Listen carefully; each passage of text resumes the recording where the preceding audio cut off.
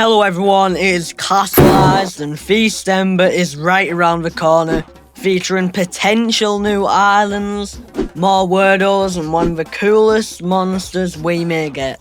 So stay tuned to find out about everything coming. The Feast-Ember release date is a bit weird.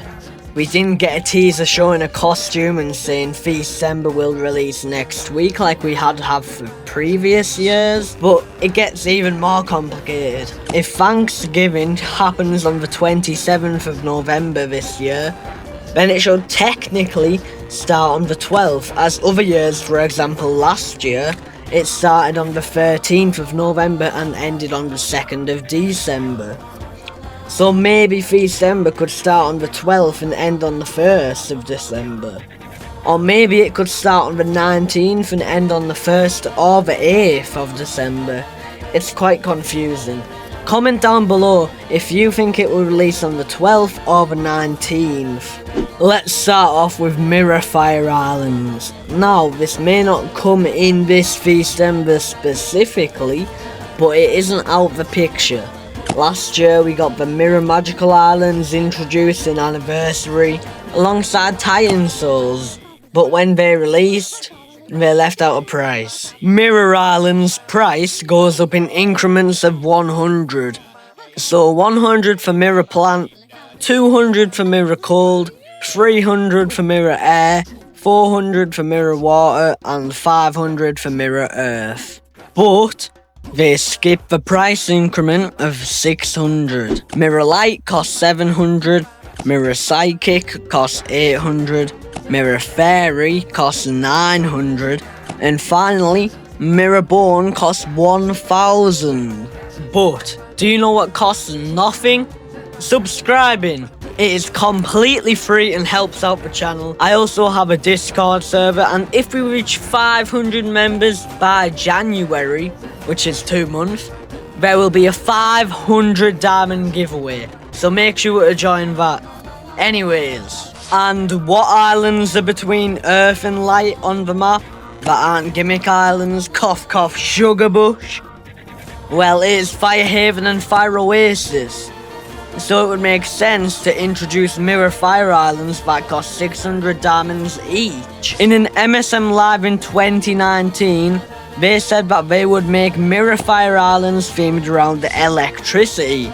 Although, this is an old clip from 2019, so we do not know if it is still true to... Strimes. Very good. Tweed 49.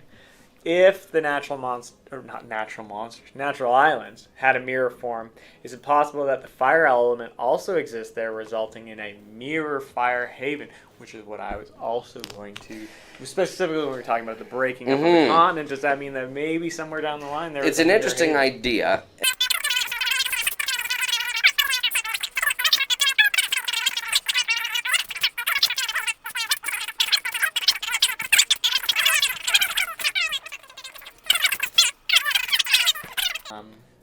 What ethereal would? Because that's the interesting thing, right? Is that fire in the elements is paired with electricity. So it could be that a mirror fire haven incorporates more aspects of electrical charge, or maybe some of the electrical storms that surround Wublin Island, stuff like that. So that would be interesting to see. I would love to see an art piece of that.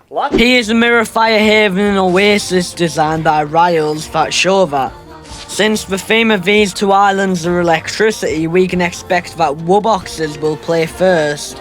Since currently the Ethereals play first on the Mirror Naturals, the original Fire Quads, so for example Flumox on Mirror Bone, play first on the Mirror Magicals, so Wuboxes would play first on the Mirror Fire Islands, if the theme is still electricity. Now, I want to talk about WERDOS on the Fire Islands. Now, this could be a stretch, but there is one WERDO combination unused. Magpie and Steward. They have never been featured on an island together.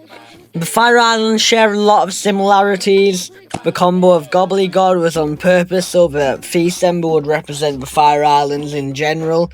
Then they added 9 new seasonals, so Fire Oasis had its own spirit. The Fire Island literally share a Colossal somehow. Dulceta is technically the Colossal of Firehaven, Oasis, and Amber Island all at the same time. They both only have one expansion monster. They got their epic Wuboxes at the same time. They also share a castle and so much more. So maybe they would share the pair of Magpie and Steward. The theme of relics is common across the Fire Islands. The fire monsters cost relics to buy across these 3 islands and more. How are WERDOS, which cost relics, not already on these islands? It's just a theory that came to me during writing this script. It's just a theory to throw out there. I'm not really expecting this to come as much as other stuff in this video. There are 2 monsters guaranteed to come in Feast-Ember 2025. Let's start off with the first one, Epic Candelavra. Epic Candelavra is set to release on the 12th of November because of how Amber Island reprises work. It will be the first epic Quint monster and it will have some crazy money generation. The breeding combo for Epic Candelavra is Repetillo and Dandidoo, since it is the last combination available on Firehaven. This is an Epic Candelavra concept by Spookbox. It is a more regal and royal take on Candelavra, with colours like purple, blue and red, sort of like the colour of Epic Geode. It has a tiara, further cementing the royal theme.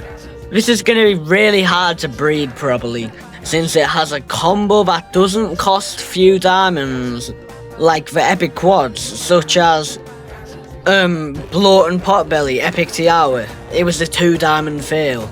And Epic Candelabra is also our first breedable Quint, if we are not counting Dawn of Fire. Another monster guaranteed, well pretty much guaranteed, to come on the 12th or 19th of November, most likely the 19th, will be Epic Knurv. I just gotta say, I think Knurv really is one of the coolest monsters in the game. Like, up there with Drummidary. And then, you know, that's when you know it's good. So, this design by Lyquads really stood out.